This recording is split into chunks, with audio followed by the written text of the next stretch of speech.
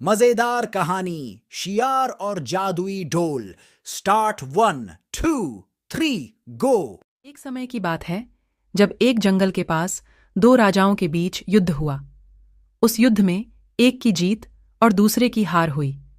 युद्ध खत्म होने के एक दिन बाद तेज आंधी चली, जिस कारण युद्ध के दौरान बजाया जाने वाला ढोल लुढ़ककर जंगल में चला जाता है और एक पेड़ के पास जाकर अटक जाता है। जब भी तेज हवा चलती और पेड़ की टहनी ढोल पर पड़ती तो ढमाडम ढमाडम की आवाज आने लगती थी। उसी जंगल में एक सियार खाने की तलाश में इधर उधर भटक रहा था और अचानक उसकी नजर गाजर खा रहे खरगोश पर पड़ती है। सियार उसे शिकार बनाने के लिए सावधानी से आगे बढ़ता है। जब वह खरगोश पर झपटा मारता है तो खरगोश उसके मुंह में गाजर को फंसाकर भाग जाता है।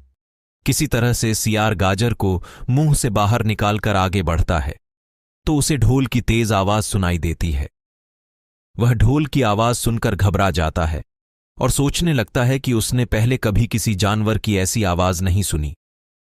जहां से ढोल की आवाज आ रही थी, सियार उस ओर जाता है और यह जानने की कोशिश करता है कि जानवर उड्डू हाँटने वाला है या चलने वाला। फिर वह ढोल के पास जाता है और उस पर हमला करने के लिए कूदता है तो ढम की आवाज आती है, जिसे सुनकर सियार छलांग लगाकर उतर जाता है और पेड्डे के पीछे छुपकर देखने लगता है।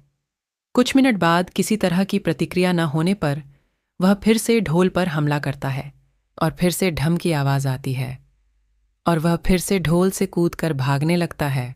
लेकिन इस बार वह वहीं पर रुककर मुद्दत कर देखता है।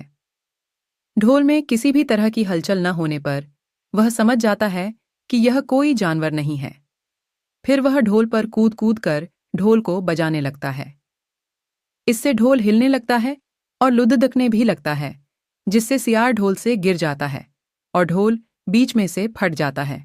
ढोल के फटने पर उसमें से विभिन्न तरह के स्वादिष्ट भोजन निकलते हैं, जिसे खाकर सियार अपनी भूख को शांत करता है। कहानी से सीख। सियार और ढोल के कहानी से यह सीख मिलती है कि हर किसी चीज का एक निर्धारित समय होता है। जो हमें चाहिए होता है वो हमें तय समय पर मिल ही